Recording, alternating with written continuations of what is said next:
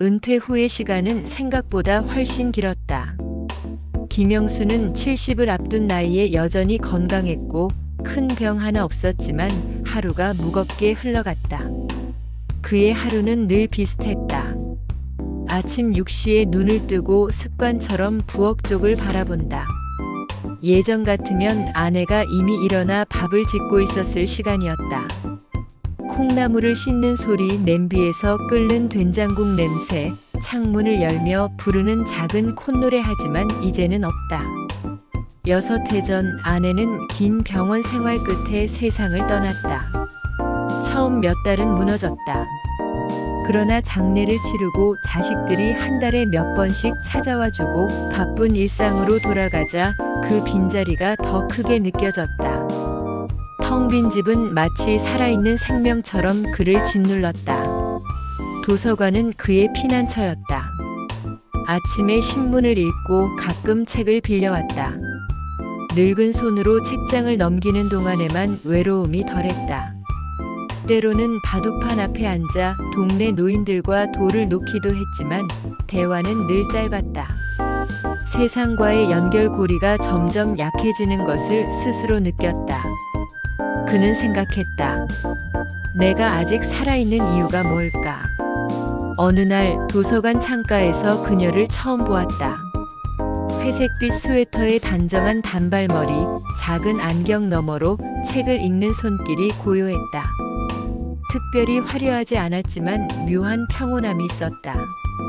영수는 괜히 시선을 빼앗겼다. 며칠 뒤 다시 마주쳤다. 도서관 카페. 그녀가 창가에 앉아 차를 마시고 있었다. 옆자리가 비어 있었고 영수는 잠시 망설이다가 조심스럽게 다가갔다. 저 여기 앉아도 될까요? 그녀가 놀란 듯 고개를 들더니 곧 잔잔히 웃으며 고개를 끄덕였다. 네, 그러세요. 그녀의 이름은 박정희. 영수와 동갑이었다. 젊은 시절 교사였고 지금은 혼자 살며 손주들을 가끔 돌봐준다고 했다. 그녀 역시 남편을 먼저 떠나보낸 사람이었다. 대화는 처음엔 서툴렀지만 오래된 나무가 맞부딪는 듯 묵직했다. 그날 이후 두 사람은 도서관에서 자주 마주쳤다. 처음엔 가볍게 인사만 나누다 점차 차를 함께 마시고 책 이야기를 나누었다. 책은 곧 삶으로 이어졌다. 정희는 말했다.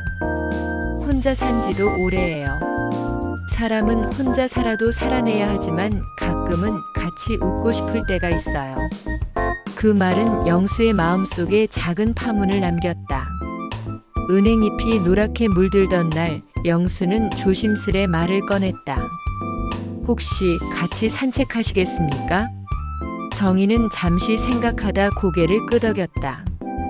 그날 이후 두 사람은 매주 함께 걸었다.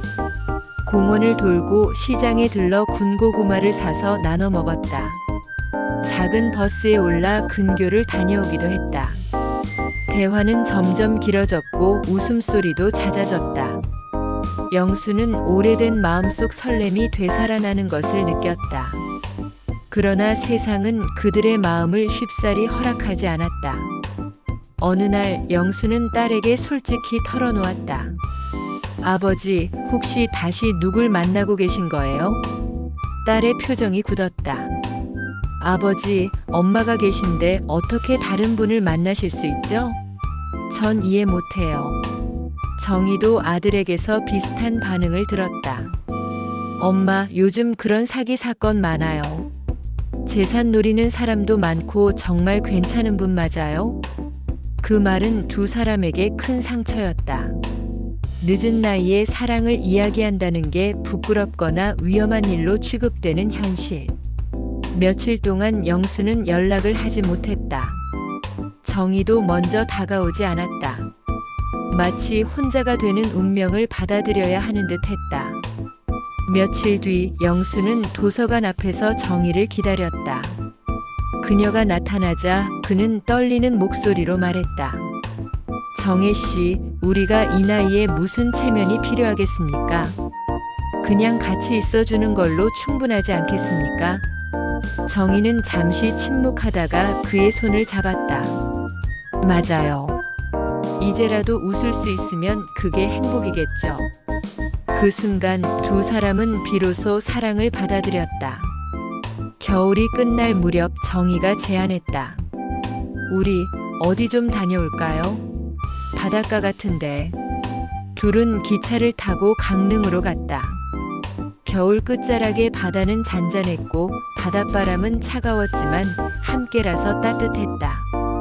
숙소는 작은 여관이었다. 밤에 함께 창밖 바다를 보며 정희가 말했다. 젊었을 땐 애들 때문에, 남편 때문에 늘 다른 사람을 챙기느라 제 마음을 생각 못했어요.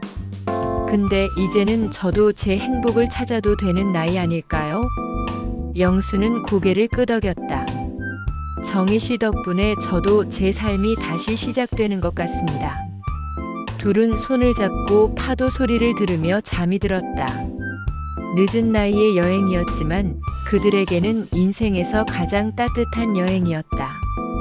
그들의 삶은 큰 변화 없이 이어졌다. 결혼이나 동거 같은 제도적 울타리는 없었지만 매일 전화를 하고 일주일에 몇 번은 만났다.